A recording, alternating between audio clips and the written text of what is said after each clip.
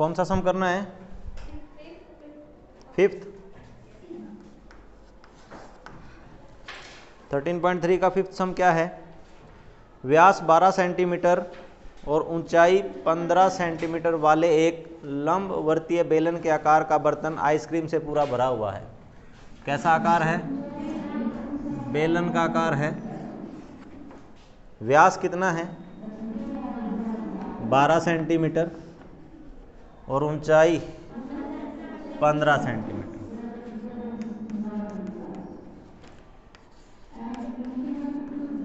बेलन का व्यास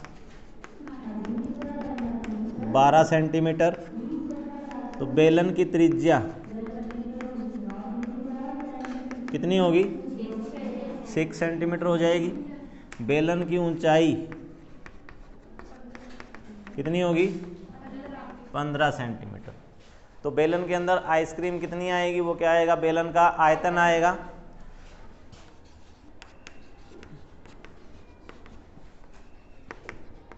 तो बेलनाकार जो बर्तन है, तो बर्तन का आयतन, क्या फार्मूला होगा आयतन का?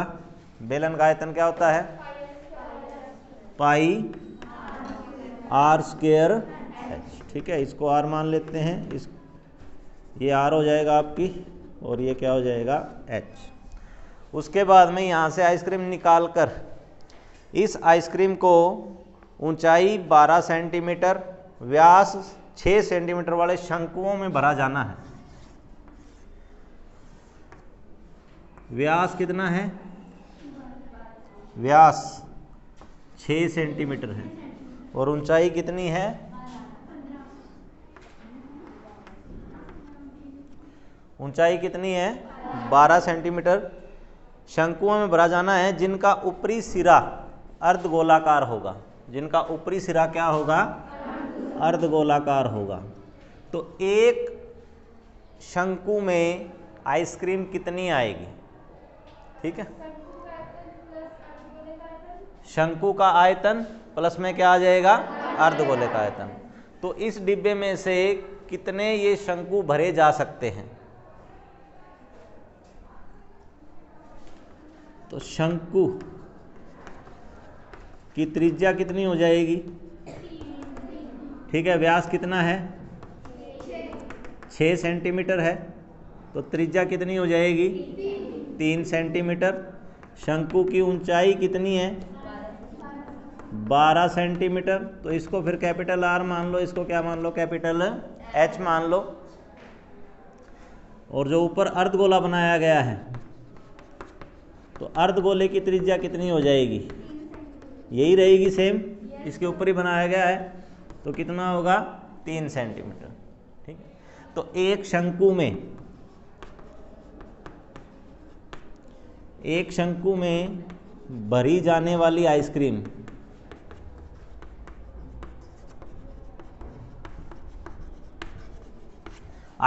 का आयतन किसके बराबर आएगा?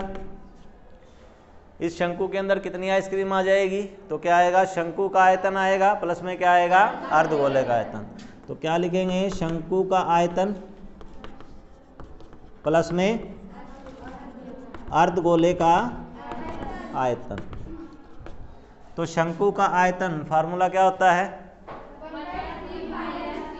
1/3 पाई आर स्क्वायर। तो आर यहाँ पर क्या है? कैपिटल आर लेना है, तो क्या आ जाएगा? Capital R square. और यहाँ पर एच भी क्या आ जाएगा? बड़ा आ जाएगा। प्लस में अर्धगोले का आयतन क्या होता है? 2/3 पाई आर। यहाँ पर भी क्या आएगा? बड़ा ही आएगा। ठीक है, तो माना शंकुओं की संख्या, क्या लिखेंगे आगे? माना शंकुओं की संख्या। क्यों? यहाँ से आइसक्रीम निकलेगी तो शंकुओं में डलेगी। कितने शंकु बनेंगे? ठीक है, तो वो क्या माननी पड़ेगी? कोई ना कोई संख्या माननी पड़ेगी। या फिर क्या करना पड़ेगा? ये जो बेलन का आयतन है, ठीक है, इसको किससे भाग कर दें? इस शंकु में जो आइसक्रीम भरी गई है उसके आयतन से क्या कर दें? भाग कर दें। तो क्या आ जाएगी? शंकुओं की संख्या आ जाएगी। ये नोट कर लिया आपने? तो क्या आएगा? प्रश्नानुसार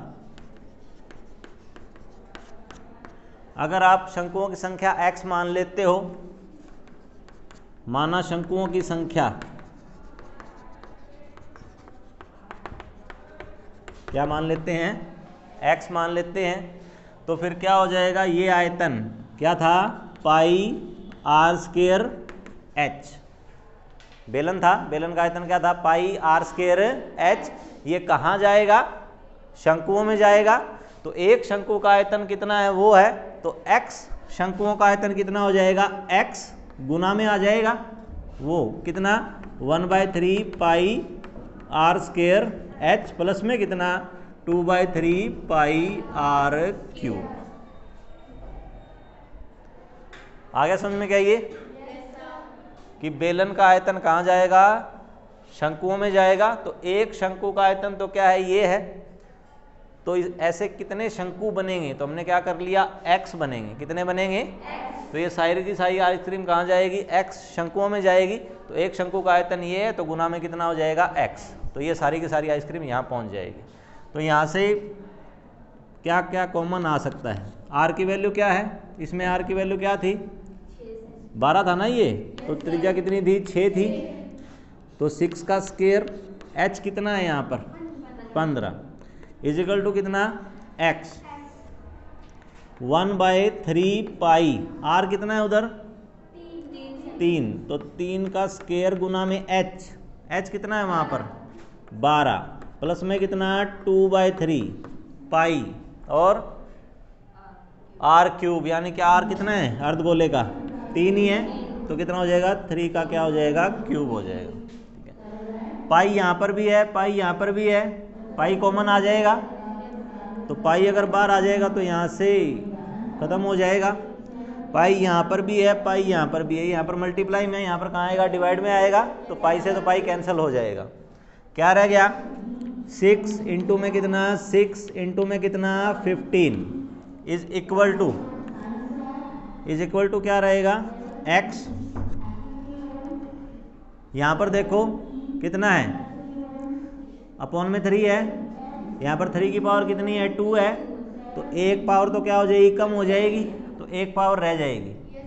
यहाँ पर कितना है 3 है, ऊपर 3 की पावर कितनी है 3 है, एक कम हो जाएगी, क्या रह जाएगी 2 रह जाएगी। आगे समझ में क्या, तो ऊपर रहा कितना है यहाँ पर 3 इंटू में कितना है 12 प्लस में कितना है 2 इंटू में कितना है 3 की पावर कितनी है 2 है ना, तो क्या आएगा 3 इंटू में कितना आएगा 3,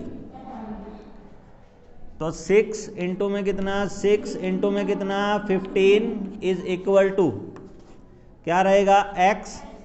12 गुना में 3 कितना हो जाएगा 36, प्लस में 3 गुना में 3 कितना 9, 9 गुना में 2 कितना 18। तो क्या आ जाएगा आपका 6 इंटू में 6 इंटू में कितना 15 इज इक्वल टू x। 36 और 18 कितने हो जाएंगे, 36 प्लस में 18 कितने हो जाएंगे, नहीं आता जोड़ घटा, 36 और 18 कितने हो जाएंगे, जुड़ते नहीं, कितने हो जाएंगे 54 हो जाएंगे। तो x इज इक्वल टू कितना आ जाएगा 54, यहाँ पर क्या है मल्टीप्लाई में, इधर डिवाइड में आ जाएगा। तो 6 इंटू 6 इंटू में कितना 15 डिवाइड में कितना 54। ठीक है, कितने पे कैंसिल होगा, 10th ए है सर।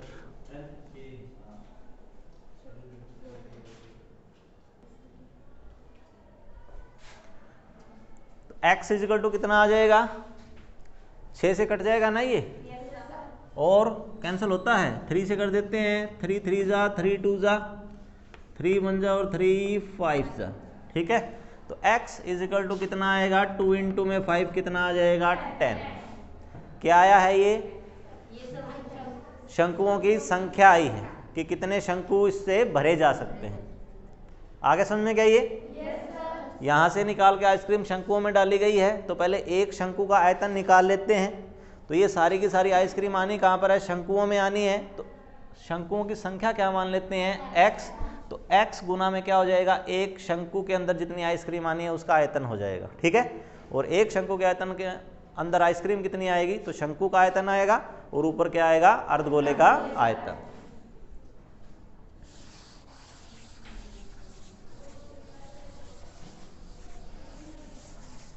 अगला सम क्या है?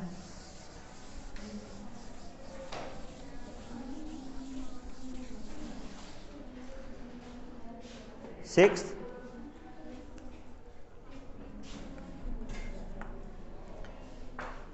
विमाओं 5.5 सेंटीमीटर, 10 सेंटीमीटर और 3.5 सेंटीमीटर वाला एक घनाभ बनाना है। क्या बनाना है? घनाभ बनाना है।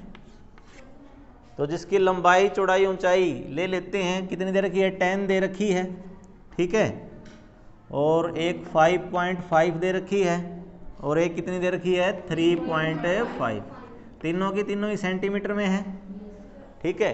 तो इस घनाभ को बनाने के लिए, घनाभ बनाना है तो क्या चाहिएगा? आयतन चाहिएगा। अब घनाभ बनाना किससे है वो देखते हैं। घनाभ बनाने के लिए 1.75 सेंटीमीटर व्यास क्या होगा? व्यास तो तभी होगा जब क्या होगा? वृत्त होगा। क्या होगा? वृत्त होगा। तो वृत्त का व्यास है कितना? 1.75 क्या है? सेंटीमीटर, ठीक है। और 2 mm मोटाई, 2 mm क्या दे रखी है? मोटाई वाले चांदी के सिक्के,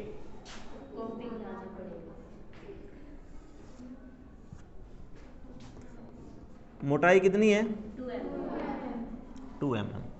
तो ये आकृति है कैसी? मान लो एक चांदी का सिक्का होता है, तो एक चांदी के सिक्के की आकृति कैसी होती है? क्या वृत्त होता है वो? चांदी का सिक्का है या फिर 1 रुपये का सिक्का है, 2 रुपये का सिक्का है, 5 रुपये का सिक्का है, वो क्या होता है? वृत्त होता है या वृत्त होता है या गोला होता है? बेलन होता है। क्या होता है? बेलन होता है। क्यों? उसमें क्या होती है? मोटाई होती है ना। तो जब मोटाई आ जाएगी तो फिर उसका ऊपर का आधार भी आ रहा है, नीचे का आधार भी आ रहा है, और क्या आ रही है? कुछ ना कुछ क्या आ रही है? मोटाई आ रही है। तो फिर वो क्या बन जाता है? बेलन बन जाता है, ठीक है। बिल्कुल ऐसा, बिल्कुल जिसमें मोटाई बिल्कुल भी ना हो, ना के बराबर हो, उसे क्या कहा जा सकता है? वृत्त कहा जा सकता है, जिसकी मोटाई नहीं होनी चाहिए। तो यहाँ पर देखो, ये सेंटीमीटर में है, ये सेंटीमीटर में है, ये सेंटीमीटर में है, ठीक है। ये सिक्का है तो सिक्के का व्यास दे रखा है, वो कितना है? 1.75 सेंटीमीटर है। लेकिन जो मोटाई है, तो मोटाई तो सेंटीमीटर में आएगी नहीं, है ना। तो मोटाई क्या है? mm में है, मिलीमीटर है। तो mm के क्या बनाने हैं? सेंटीमीटर बनाने हैं। तो सेंटीमीटर बड़ा होता है कि मिलीमीटर बड़ा होता है?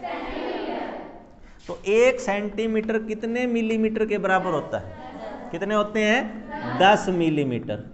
तो अगर मेरे को 1 मिलीमीटर, तो ये 10 है, ये यहाँ पर क्या आ जाएगा? डिवाइड में आ जाएगा। तो 1 मिलीमीटर कितने के बराबर आ जाएगा? 1/10 सेंटीमीटर आ जाएगा, ठीक है। आपके पास है कितना? 2 मिलीमीटर है, तो यहाँ पर भी 2 से मल्टीप्लाई, यहाँ पर भी 2 से मल्टीप्लाई, तो कितना आ जाएगा? 2 mm। तो 2 mm इजिकल टू कितना आ जाएगा? 2 में कितना? 10 सेंटीमीटर आ जाएगा, ठीक है। तो 2/10 को कैंसिल कर देते हैं, कितना आ जाएगा? 1 में कितना आ जाएगा?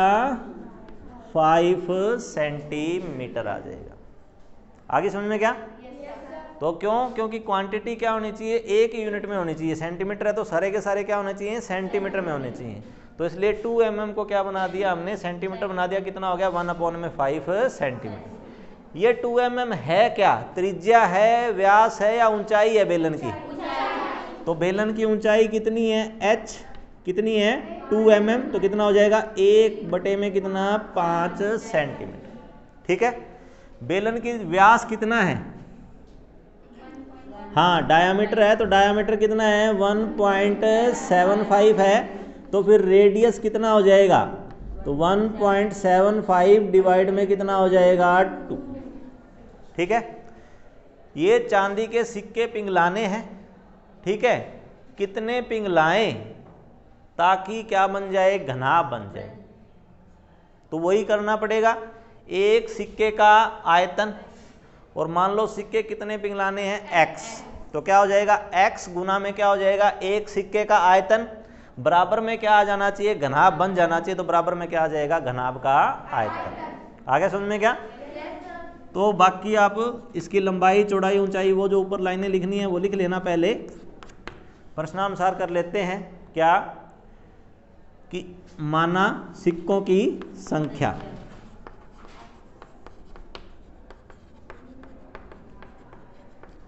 क्या मान लिया x, तो क्या हो जाएगा x गुना में एक सिक्के का आयतन, x गुना में एक सिक्के का आयतन बराबर किसके आना चाहिए, सिक्का बेलन ही तो था, किसके आना चाहिए, घनाभ के बराबर आना चाहिए। ठीक है, तो क्या आ जाएगा घनाभ का आयतन। तो x गुना में सिक्का कैसा था, बेलन, बेलन का आयतन क्या होता है, बेलन का आयतन क्या होता है, formula pi r square h is equal to, घनाभ का आयतन क्या होता है, L गुना में B गुना में H, यानी कि लंबाई गुना चौड़ाई गुना ऊंचाई। तो कितना है, L गुना में B गुना में कितना H, तो क्या रहेगा x इंटू में कितना पाई, r कितना है, r कितना है 1.75 डिवाइड में कितना 2, तो पाई आर स्क्वायर इंटू में h कितना है 1 में कितना 5। ठीक है, बराबर में क्या होना चाहिए, घनाभ का आयतन। तो घनाभ का आयतन क्या है, लंबाई गुना चौड़ाई गुना ऊंचाई। तो लंबाई कितनी है 10 गुना में चौड़ाई कितनी है 5.5 और गुना में मल्टीप्लाई में कितना हो जाएगा 3.5। ठीक है, पाई का वैल्यू क्या लेना है, अगर कुछ लिखा है तो ऊपर अलग लेंगे, वरना फिर क्या लेंगे 22 बटे में कितना लेंगे 7। ठीक है, ये सारी की सारी रकम यहाँ पर गुना में है, उधर कहाँ चली जाएगी, डिवाइड में चली जाएगी। तो यहाँ पर जो पहले से डिवाइड में है वो तो कहाँ चला जाएगा, गुना में, और जो यहाँ पर ऊपर गुना में है वो कहाँ चला जाएगा, डिवाइड में।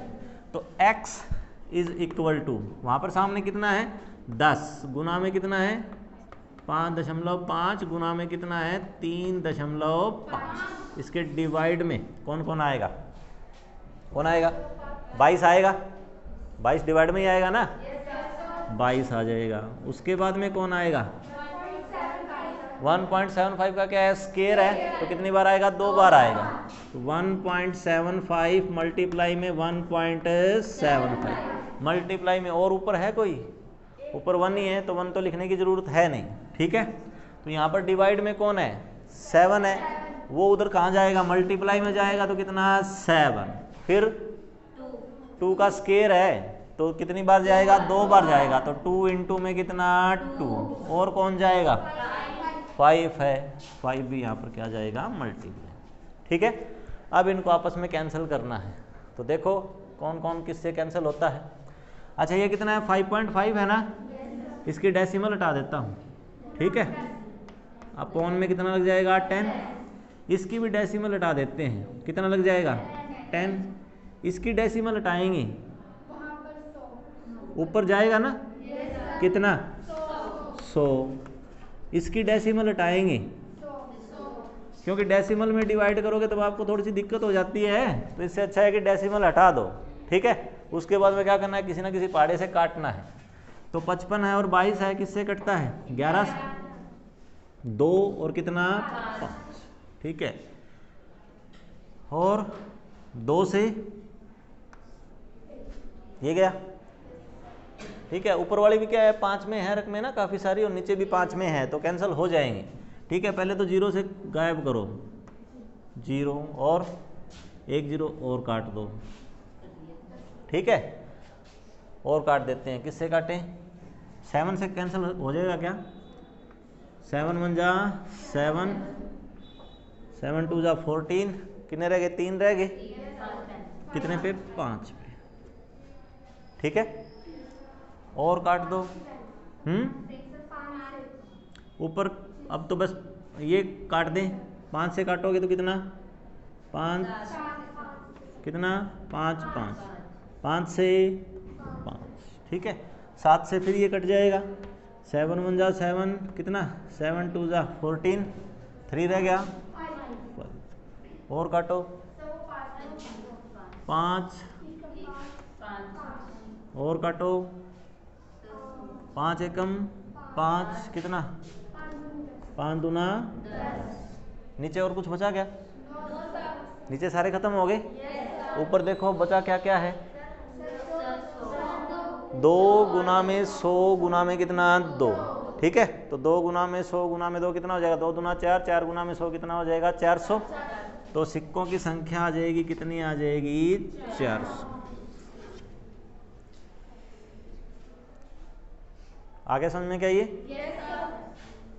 सिर्फ एक बार समझना ही है, उसके बाद में तो क्या करना है, सिर्फ फार्मूला पुट करना है। ठीक है, जो यहाँ पर मल्टीप्लाई में है वो कहाँ चला जाएगा, डिवाइड में चला जाएगा।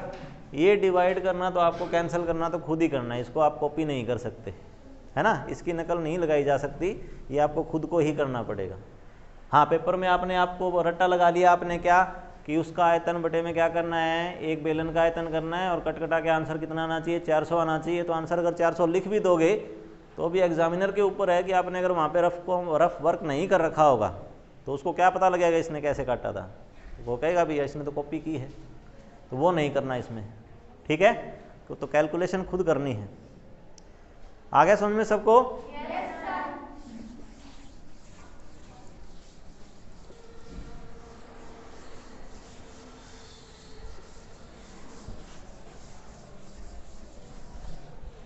अगला सम क्या है,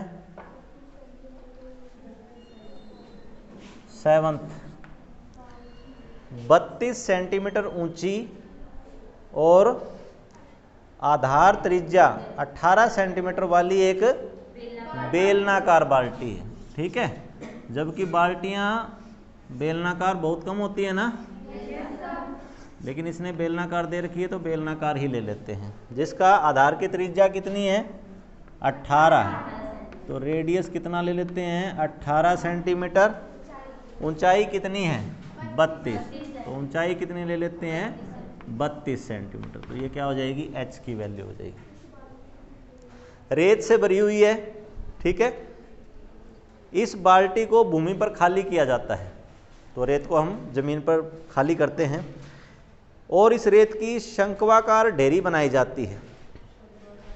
यानी बेलन कहाँ जा रहा है, अब किस रूप में जा रहा है, शंकु के रूप में जा रहा है।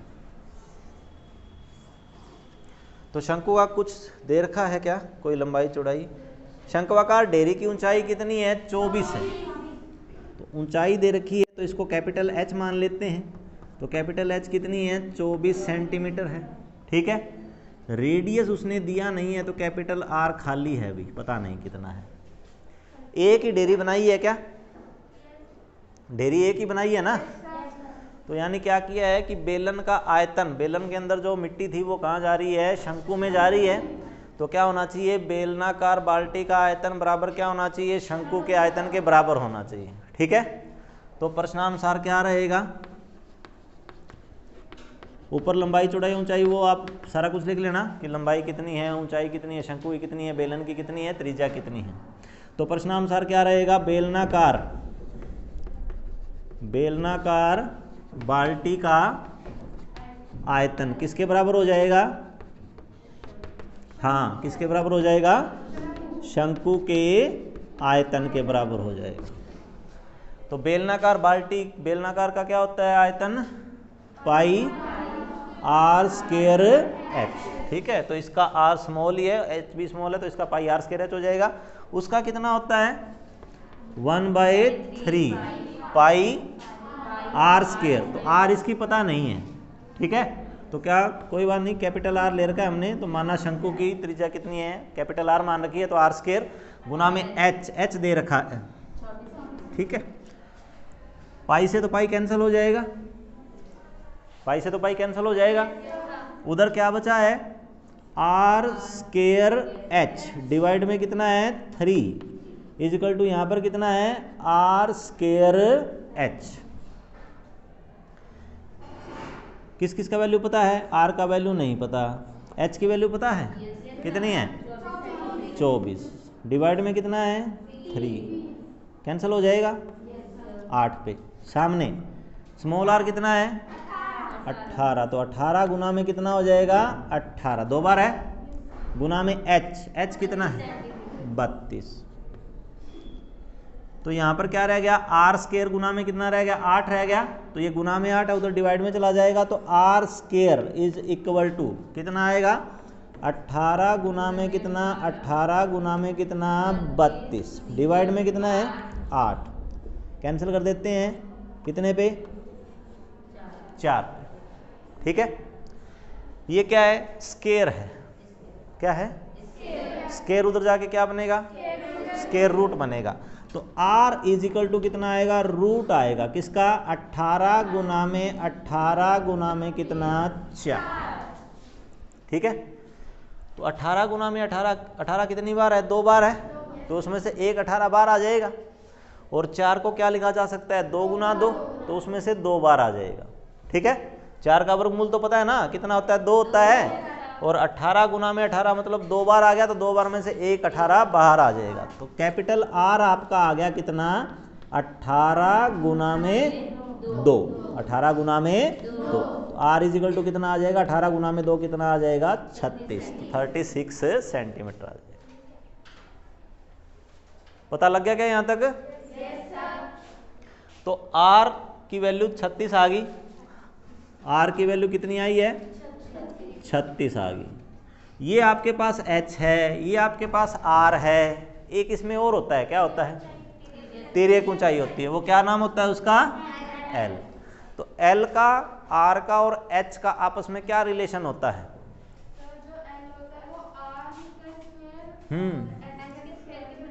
हाँ l स्केयर है ना, क्यों, ये क्या बनती है, समकोण त्रिभुज बनती है। राइट एंगल ट्रायंगल बनेगी तो उसमें क्या लग जाता है, पाइथागोरस लग जाता है। तो पाइथागोरस में क्या हो जाता है, कर्ण का स्केयर, एल स्केयर।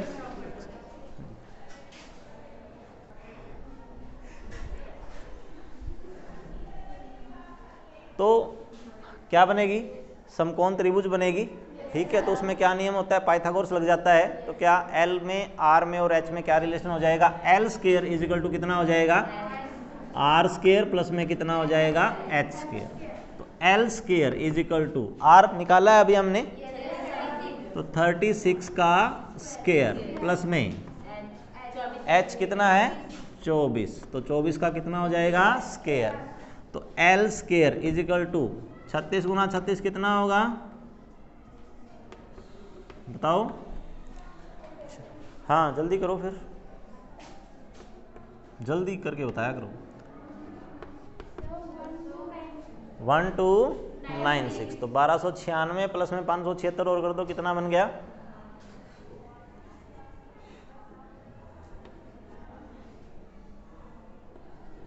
कितना बना, 1872। तो एल स्केयर 1872 है, तो एल इज इक्वल टू कितना आ जाएगा, रूट कितना आ जाएगा, 1872। ठीक है, तो रूट निकालने का क्या है, या तो इसका परफेक्ट रूट निकलता हो, पूरा पूरा वर्गमूल अगर निकलता है फिर तो क्या गुणनखंड कर सकते हैं, फैक्टर कर सकते हैं, वरना फिर आपको क्या निकालना पड़ेगा, वर्गमूल विधि से निकालना पड़ेगा।